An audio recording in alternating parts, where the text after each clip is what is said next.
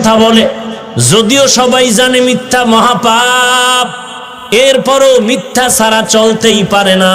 আর বর্তমানে মানুষের মিথ্যা কথা বলার জন্য যত মাধ্যম আছে, এর মধ্যে বড় মাধ্যম হলো গজবের মোবাইল।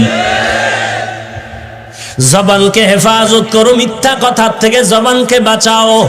ওয়াইলু ইয়াউমাইযিল লিল মুকাদ্দিবিন, ওয়াইল নামক জাহান্নাম বড় ভয়ঙ্কর। ওয়াইলুল লিল মুতাফফিফিন, যারা ব্যবসা করতে গিয়া মাপে ভেজাল করে তাদের জন্য ওয়াইল নামক জাহান্নাম। ফাওয়াইলুল লিল মুসাল্লিন, যারা নামাজ পড়ে মানুষকে দেখাবার জন্য তারা ওয়াইল নামক জাহান্নামী। ওয়াইলুল লিকুল্লি হুমাযাতিল লুমাযা, যারা মানুষের গীবত শিকায়াত করে তাদের জন্য ওয়াইল নামক জাহান্নাম। ওয়াইল নামক জাহান্নাম বড় ভয়ঙ্কর। মিথ্যা কথার থেকে জবানটারে হেফাজত করো। জীবন চলে যাবে, মরে যাব, কখনো মিথ্যা কথা বলবো না। সাময়িক যদি কষ্ট হয়, এই কষ্টের পরে এমন এক নিয়ামত আল্লাহ দান করবেন যার কোনো শেষ করা যাবে না। জবানকে হেফাজত করো, মিথ্যা কথার থেকে জবানকে বাঁচাও। 2 নাম্বার, জবান হেফাজতের জন্য বান্দা গালাগালি বন্ধ করে দাও। গালি দেওয়া হারাম, গালির থেকে জবানকে বাঁচাও। কুল্লি ইবাদি ইয়াকুলুল্লাতী হিয়া আহসান, সূরা বনী ইসরাঈলের মধ্যে আল্লাহ বলেন, হে নবী মুমিনকে বলেন কাফেরের সাথেও যেন তারা খারাপ আচরণ না করে, বরং ভালো আচরণ করে।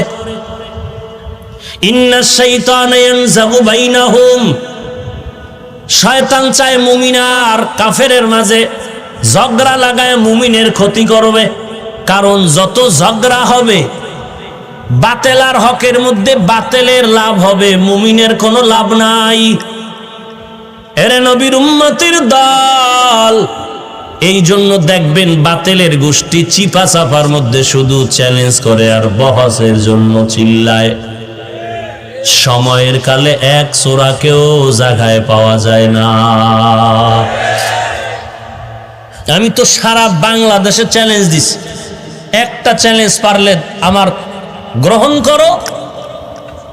নবীর মহাব্বতে যে ইয়া নবী সালামু আলাইকা, ইয়া রাসূল সালামু আলাইকা, ইয়া হাবিব সালামু আলাইকা, সালাওয়াতুল্লাহি আলাইকা, এইভাবে এই কবিতা পড়ে পড়ে নবীকে সালাম দেওয়ার মতো পদ্ধতি কোন হাদিসে আছে?